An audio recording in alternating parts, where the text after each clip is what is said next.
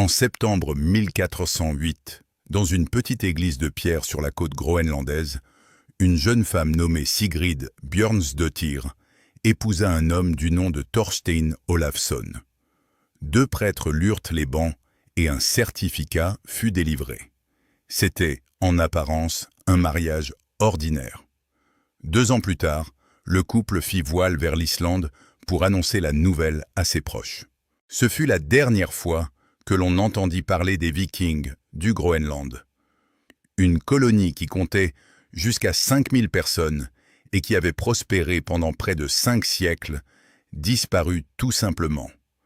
Aucun corps, aucune trace écrite, aucun adieu.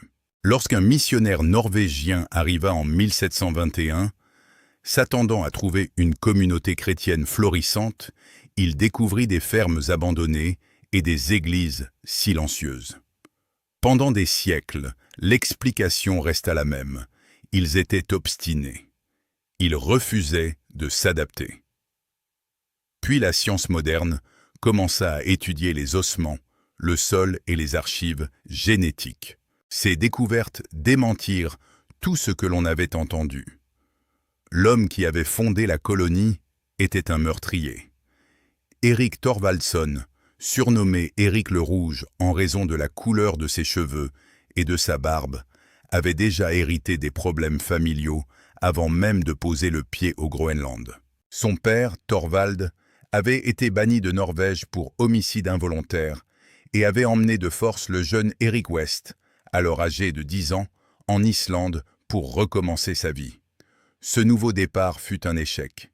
Erik développa le même tempérament que son père, et même plus. Suite à une dispute concernant des poutres de bois empruntées, il tua 2 des fils de son voisin, et la justice islandaise le condamna sans appel, 3 ans d'exil. Le monde viking n'était pas tendre, mais Erik avait franchi toutes les limites.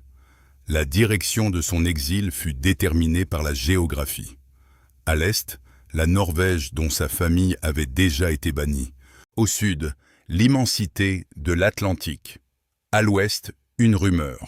Vers l'an 900, un marin égaré nommé Gunnbjörn Ulfsson, dévié de sa route par les vents, aperçut la terre à l'horizon. Il n'y mit jamais pied. Il revint avec cette histoire, et rien d'autre.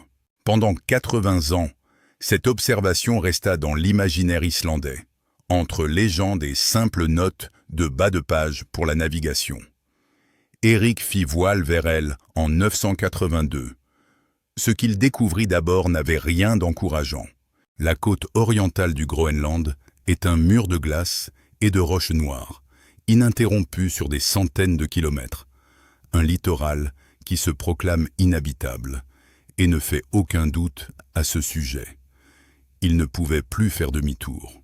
Il mit le cap au sud, contourna la pointe sud abrupte que les navigateurs appelleraient plus tard le cap Farewell et commença à remonter la côte ouest. Le paysage changea.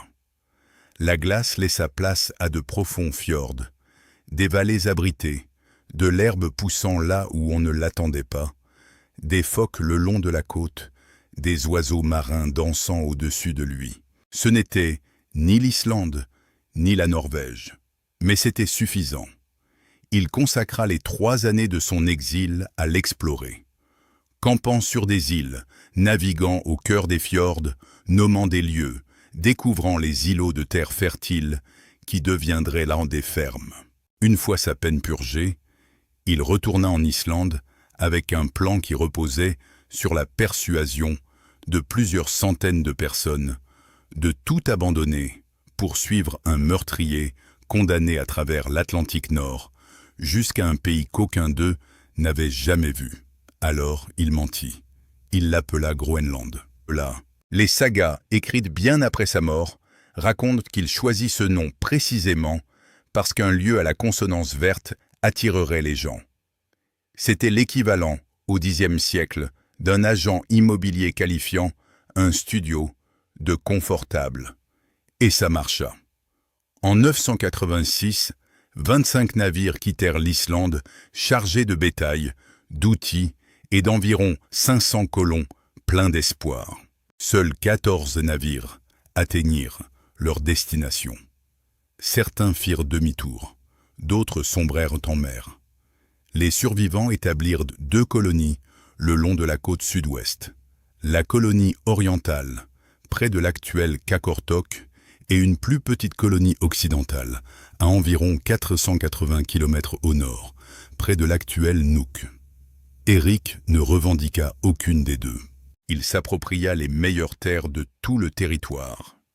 Un vaste domaine nommé Brattahlid, situé au fond d'un magnifique fjord et offrant les plus beaux pâturages que les colons aient jamais trouvés.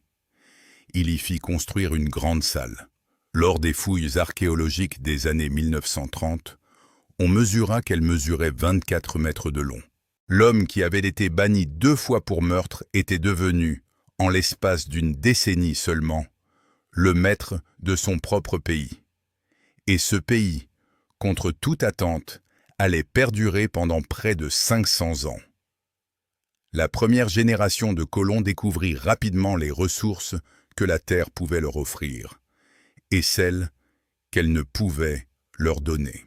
Ils avaient importé des bovins, des moutons et des chèvres d'Islande, et s'attelèrent à reproduire le mode de vie agricole qu'ils avaient connu. Durant la courte saison estivale, ils élevaient le peu qu'ils pouvaient. Ils fabriquaient du fromage et du beurre avec le bétail. Ils chassaient le phoque et le caribou le long de la côte. Les fjords leur fournissaient du poisson, les falaises, des oiseaux marins. Il arrivait parfois qu'une baleine s'échoue et nourrisse un village pendant des semaines. C'était viable, mais pas confortable. Les limitations étaient sévères et permanentes. L'île était presque dépourvue d'arbres, ce qui impliquait l'absence de bois pour la construction de navires et de maisons. Le minerai de fer était quasi inexistant, empêchant la fabrication d'outils et d'armes. Les céréales ne poussaient pas de façon fiable sous ce climat, ce qui signifiait l'importation de pain. Le bois flotté échoué sur les plages était si précieux que les chefs de la communauté le rationnaient.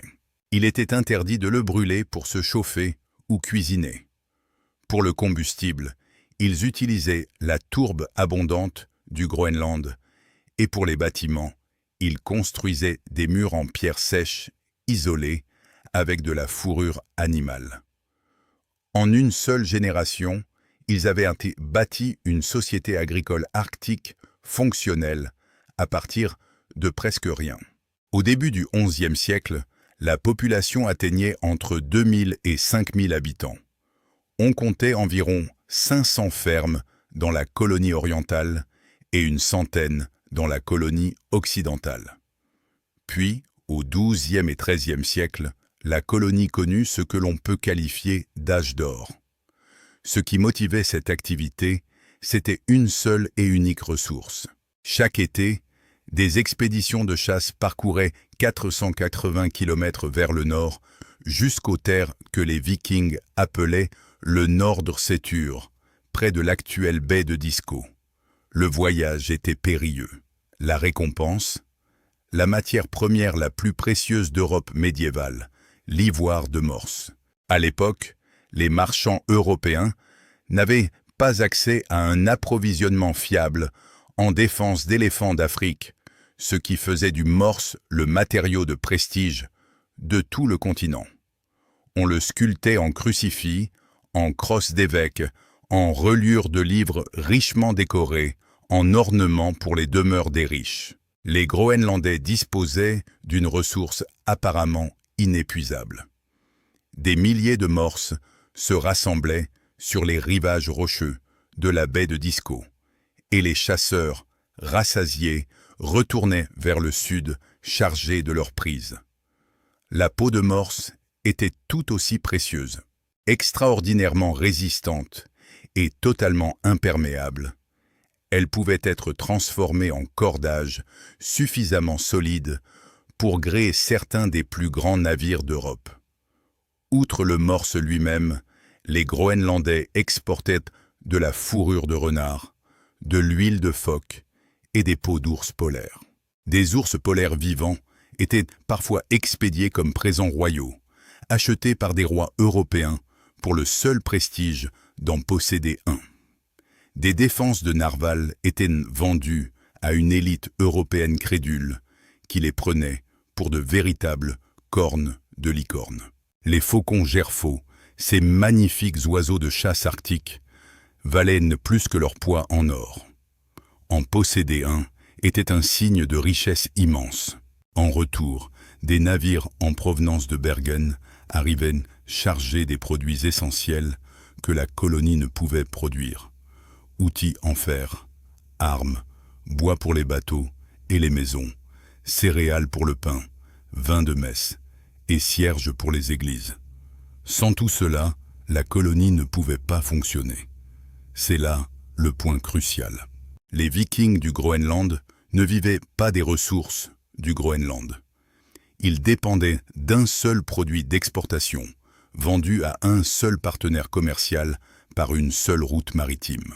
450 ans de civilisation, 5000 habitants à son apogée, des églises et des cathédrales, une société qui exportait des cornes de licorne vers les rois européens, tout cela reposant sur un seul pilier économique. Or, même les piliers peuvent se briser. Pendant la majeure partie du XXe siècle, l'explication du sort des Vikings du Groenland était figée. On la retrouvait dans les manuels scolaires, les documentaires et les articles universitaires, considérés comme une vérité établie. Ce récit, simple et satisfaisant, est souvent le premier indice d'une erreur. Les Vikings, disait-on, étaient des Européens rigides qui avaient emporté leurs traditions agricoles dans l'Arctique et refusaient de les abandonner. Ils s'accrochaient au bétail alors que celui-ci n'avait plus sa place. Ils s'accrochaient aux moutons quand l'herbe ne poussait plus. Ils ignoraient les Inuits qui survivaient autour d'eux, car ils les considéraient comme des païens. Et les Vikings étaient trop fiers pour apprendre de ce qu'ils estimaient être un peuple inférieur. Ils moururent de faim, leur dignité européenne intacte. La morale de l'histoire était simple et limpide. Une civilisation anéantie par son entêtement, une mise en garde contre l'arrogance culturelle. C'était un récit captivant, mais en grande partie faux. Les preuves qui l'ont démenti ne provenaient pas de nouveaux documents historiques, car il n'en existait aucun. Elles provenaient des ossements eux-mêmes. Lorsqu'une personne mange, la composition chimique des aliments qu'elle consomme s'inscrit de façon permanente dans son squelette. Les isotopes du carbone et de l'azote en particulier laissent une empreinte si spécifique qu'un chercheur expérimenté peut déterminer, à partir d'un seul fragment d'os, si la personne se nourrissait principalement d'animaux terrestres, d'animaux marins ou d'une combinaison des deux. Cette technique, appelée analyse des isotopes stables, a été appliquée systématiquement au cours des dernières décennies aux restes squelettiques vikings découverts au Groenland. Les résultats n'ont pas confirmé le récit traditionnel. Ils l'ont même contredit totalement. Pour les premières générations de la colonie, les os montrent exactement ce que prédit la tradition. Environ 80% de l'alimentation des Vikings provenait de l'agriculture terrestre. Bœuf, moutons, produits laitiers. La nourriture d'une société agricole européenne transplantée dans l'Arctique. C'était le point de départ attendu. La suite fut tout autre. Au cours des siècles suivants, les proportions ont évolué. D'abord lentement, puis de plus en plus rapidement. Pour les dernières générations de la colonie, les proportions étaient presque exactement inversées. Environ 80% du régime alimentaire des Vikings provenait désormais de la mer, principalement du phoque. Une société qui refuse de s'adapter ne reconstruit pas l'intégralité de son système alimentaire. Ce n'est pas de l'entêtement, mais le signe d'une population en pleine transformation, désespérée et continue. Les Vikings du Groenland ne s'accrochaient pas aux traditions européennes. Ils les abandonnaient aussi vite que la génération suivante apprenait à chasser. Les vestiges archéologiques des dernières phases des deux colonies racontent la même histoire, dans un langage différent. On trouve une multiplication des outils de chasse aux mammifères marins, des vêtements adaptés aux conditions côtières et des fermes qui se regroupent à mesure que les populations migrent vers la côte, abandonnant les pâturages intérieurs qui s'épuisent. Tout ce que les Vikings pouvaient changer, ils l'ont changé. Ce qui soulève une question à laquelle le récit traditionnel n'a jamais eu à répondre. Si ces peuples s'adaptaient autant que possible, qu'est-ce qui les a tués? Car quelque chose les a tués. Quelque chose a anéanti une société de 5000 personnes en l'espace d'un siècle environ, ne laissant derrière elle que des fermes abandonnées et un unique acte de mariage daté de 1408. Les ossements excluent l'explication la plus simple. Ils excluent toute leçon morale. Quelle que soit la cause de la disparition des Vikings du Groenland, ce n'était ni l'orgueil, ni un manque de volonté. C'était quelque chose qu'ils ne pouvaient fuir, aussi vite qu'ils s'y étaient pris. Et la preuve de ce qui s'est passé se trouve à 3 niveaux. Le climat, le marché et les voisins. Commençons par le climat. Le Groenland d'Éric le Rouge n'était pas tout à fait le mythe qu'on a toujours voulu nous faire croire. Lorsqu'il débarqua sur la côte ouest en 982, il arriva durant une période climatique que les climatologues appellent aujourd'hui l'optimum climatique médiéval. Pendant près de 3 siècles, les températures arctiques furent exceptionnellement douces. L'herbe poussait dans les fjords. Le bétail pouvait paître en plein air pendant de longues périodes de l'année. Les routes maritimes vers l'Europe restaient praticables presque toute l'année. Le rêve d'une agriculture viking au sommet du monde n'était, pendant un court instant, pas un rêve. Le marketing d'Éric était agressif, mais le climat lui fut véritablement favorable pendant les premières générations de la colonie. Vers 1300, cette période faste prit fin.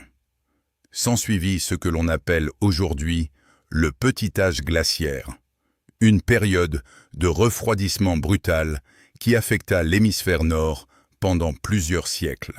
Au Groenland, les températures moyennes annuelles chutèrent d'environ 1 degré. Ce chiffre peut paraître insignifiant. Pour une société agricole fonctionnant déjà à la limite absolue du possible, ce fut suffisant pour anéantir toute l'entreprise. Le mécanisme était simple et implacable. Des saisons de croissance plus courtes signifiaient moins de foin. Moins de foin signifiait que le bétail devait être gardé à l'intérieur plus longtemps chaque hiver, consommant les réserves de fourrage plus vite que l'été suivant ne pouvait les reconstituer. Le taux de survie des veaux diminua chaque année. Les troupeaux se réduisirent. La production laitière s'effondra. Chaque ferme de la colonie entra dans la même spirale infernale à peu près au même moment. Les analyses polliniques effectuées sur les sédiments lacustres du Groenland confirment le recul des graminées et de la végétation en bordure des cultures précisément durant cette période. La base agricole de la société s'éteignait, et ce, partout à la fois. Le froid n'était que la première manifestation de ce déclin. La banquise s'étendait chaque année plus au sud, coupant les routes de chasse de la baie de Disco pendant des mois de plus en plus longs. Les chasses estivales aux morses, moteur économique qui avait financé 4 siècles d'importation, devenaient de plus en plus dangereuses et aléatoires. Les navires en provenance de Bergen rencontraient des difficultés croissantes pour approcher les côtes du Groenland, et la période propice au commerce se réduisait d'année en année. La colonie avait été fondée sur l'hypothèse de l'absence de glace. Or, la glace se retirait. Puis vint la mer elle-même. Durant toute la période d'occupation viking du Groenland, le niveau de la mer le long des côtes s'éleva d'environ 3 mètres.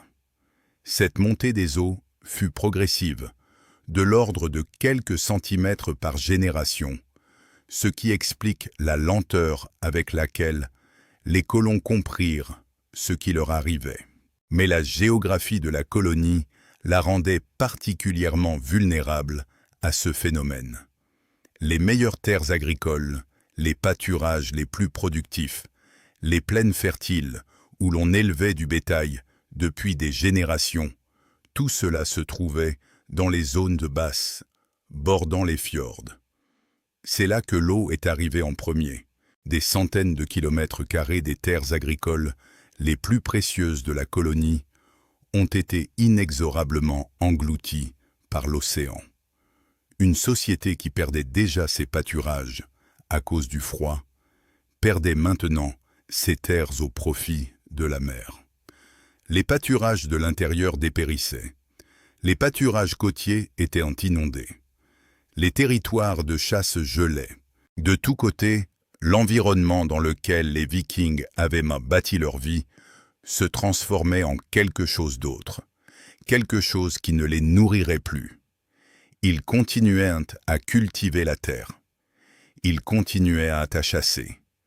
Ils continuaient, comme les isotopes le prouveraient de plus tard, à s'adapter. Mais ils s'adaptaient sur un terrain de plus en plus restreint, et ce terrain se réduisait plus vite que leur capacité d'adaptation. Et le climat n'était que le premier coup dur. Le second coup dur est venu de 5000 km de là, et il n'a pas pris la forme d'un changement climatique.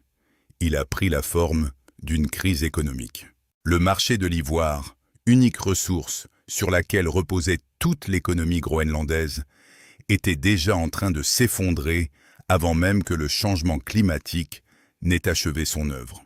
Au XIIIe et XIVe siècle, de nouvelles routes commerciales s'ouvrirent vers la Russie, offrant aux marchands européens un accès fiable aux populations de morses russes chassées le long de la mer Blanche et du nord de la Baltique.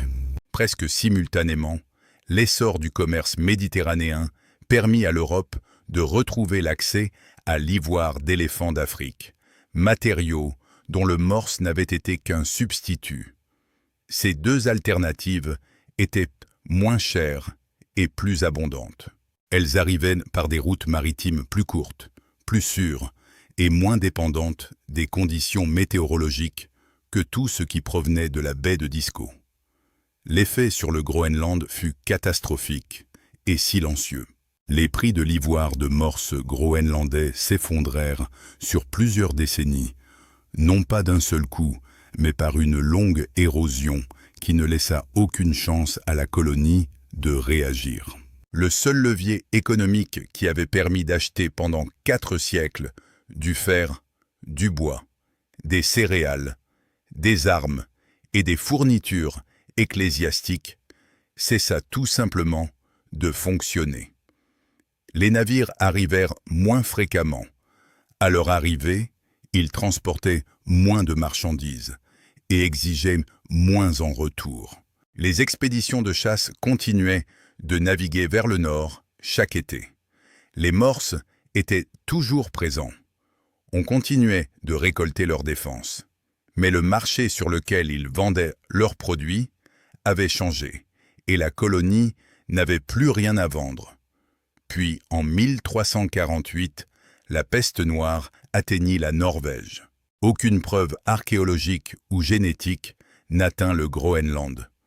La distance, le froid et le trafic maritime, de plus en plus réduits, ont peut-être épargné la colonie d'une infection directe. Qu'importe. Le Groenland avait consacré 4 siècles à bâtir l'ensemble de ses relations extérieures autour d'un seul partenaire commercial, Bergen. Durant l'hiver 1349, en l'espace de 6 mois environ, la peste décima environ 60% de la population norvégienne. Les accords commerciaux, les familles de marins, les relations marchandes familiales que le Groenland avait cultivées pendant des siècles, tout avait disparu en 6 mois. La population norvégienne survivante n'allait pas reprendre le trafic maritime transatlantique dans un avenir proche. Chaque main-d'œuvre disponible était nécessaire au pays. Chaque ville côtière avait perdu ses marins. Chaque port avait perdu ses navires. Pour une colonie lointaine qui n'avait jamais été une priorité stratégique pour quiconque en Europe, la peste n'était pas un simple incident. Elle signait la rupture définitive du seul lien qui maintenait la colonie en place. L'Église constituait le second lien, et ce fut elle qui s'effondra ensuite. En 1378, le dernier évêque du Groenland, un homme nommé Alf, mourut dans la colonie orientale. Aucun remplaçant ne fut jamais envoyé.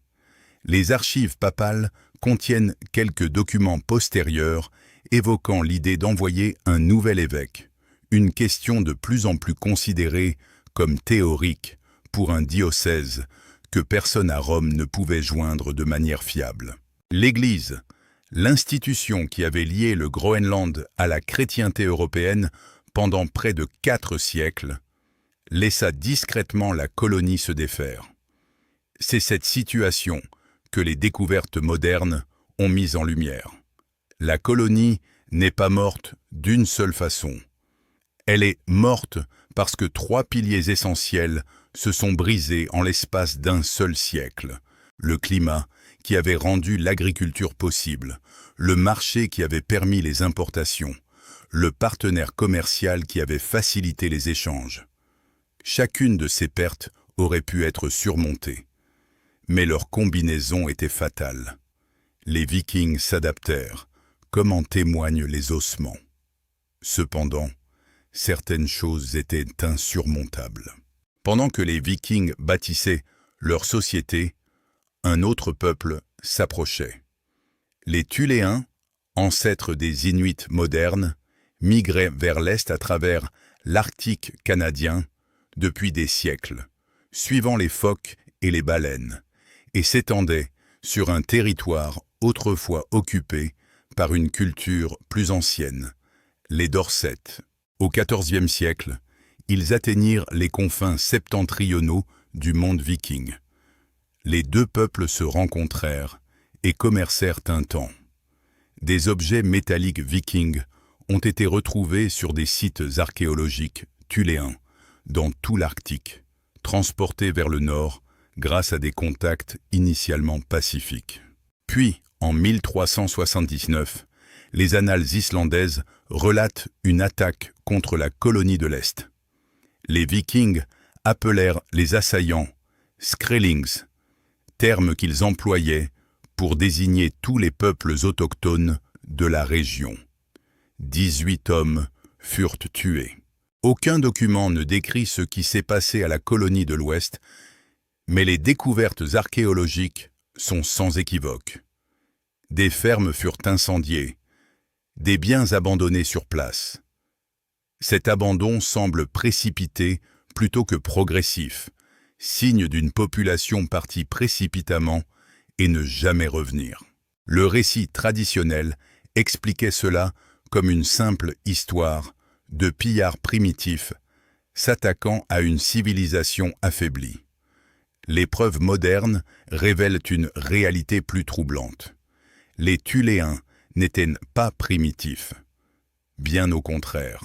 C'était un peuple dont toute la technologie, vêtements, alimentation, habitat, techniques de chasse et organisation sociale avaient été perfectionnés pendant des millénaires pour s'adapter précisément aux conditions arctiques qui accablaient désormais les Vikings.